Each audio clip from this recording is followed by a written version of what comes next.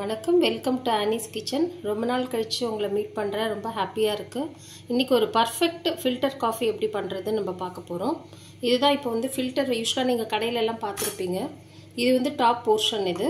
இதில் ஒரு கேப் மாதிரி கொடுத்துருப்பாங்க. இதில் நம்ம இந்த காஃபி தூளில் போட்டுட்டு இதை வச்சு நல்லா அழுத்தி ப்ரெஸ் பண்ணிவிட்டு சுட சுட ஹாட் வாட்டர் கொடுத்தோம்னா நல்லா காஃபி டிகாஷன் நல்லா ஃபில்டர் ஆகி இங்கே கீழே இருக்கிற இதில் தங்கிடும். நான் எப்படி பண்ணுறதுன்னு இப்போ காட்டுறேன். ஃபஸ்ட்டு இதுக்கு என்னெல்லாம் வேணுன்றதை பார்த்துடலாம். நல்லா காஃபி தூள் அரைக்கிற கடையில் போயிட்டு காஃபி கொட்டையை நல்லா வறுத்து அரைச்சி பொடி பண்ண காஃபி தூள் பொடி எடுத்திருக்கேன். அதே மாதிரி தேவையான அளவு சுகர் எடுத்திருக்கேன், மில்க்கு, தென் ஃபில்டரில் நம்ம இப்போ எப்படி ப்ரிப்பேர் பண்ணுறதுன்னு பார்க்கலாம். ஃபஸ்ட்டு ஒரு டம்ளர் வாட்டர் எடுத்து ஒரு பாத்திரத்தில் ஊற்றி நல்லா பாயில் பண்ணிக்கலாம். தண்ணி நல்லா கொதிக்கணும். அந்த அளவுக்கு நல்ல தண்ணியை சூடு பண்ணிக்கலாம்.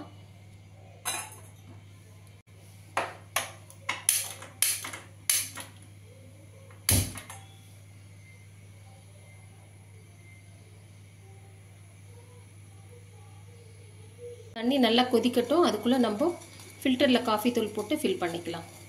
இது மீடியம் சைஸ் ஃபில்டர். அதனால் இந்த அளவு டேபிள் ஸ்பூன், இந்த சைஸில் இருக்கிற டேபிள் ஸ்பூனால் ஒரு 6 டேபிள் ஸ்பூன் அளவுக்கு காஃபி தூள் ஆட் பண்ணிக்கலாம்.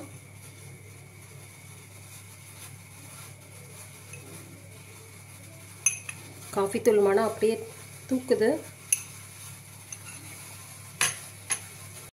இந்த லெட்டை வச்சு நல்லா எவ்வளோ மேக்ஸிமம் அழுத்த முடியுமோ அந்த அளவுக்கு நல்லா அழுத்தி விட்டுக்கோங்க.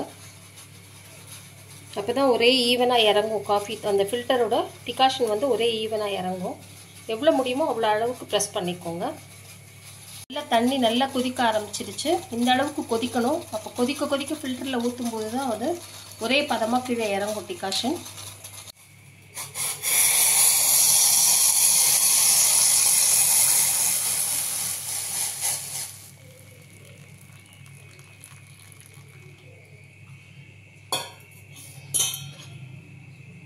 இப்போ ஒரு மூடி போட்டு வச்சுடுங்க. ஒரு 10 மினிட்ஸ் to 15 மினிட்ஸில் நல்லா திக்காக டிகாஷன் கீழே இறங்கி இருக்கும். அப்போ பார்க்கலாம். அதுக்குள்ளே நம்ம பாலை காய்ச்சிடலாம்.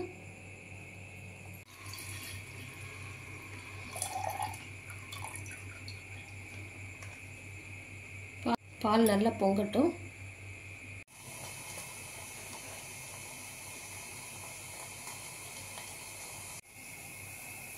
பால் நல்லா பொங்க ஆரம்பித்த உடனேயே கொஞ்சம் சிம்மில் வச்சு நல்லா சுண்டை கொஞ்சம் காய்ச்சிக்கோங்க. ஏன்னா ஆல்ரெடி டிகாஷன் கொஞ்சம் தண்ணியாக இருக்கும் இல்லையா, அதனால் பால் கொஞ்சம் திக்காக இருந்தால் தான் அந்த ஃப்ளேவர் நல்லா நமக்கு கிடைக்கும்.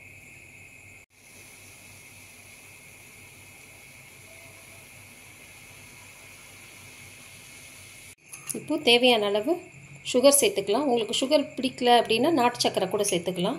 இப்போ நம்ம ஃபில்டரில் இருந்து கொஞ்சமாக எடுத்து டிகாஷன் ஊற்றிக்கலாம். பாருங்கள் எவ்வளோ திக்காக நல்லா ஃப்ளேவராக இருக்குது பாருங்கள். இப்போ நல்லா கொதிக்கிற பால் எடுத்தாச்சு. இப்போ இந்த டிகாஷனோட மிக்ஸ் பண்ணிக்கலாம்.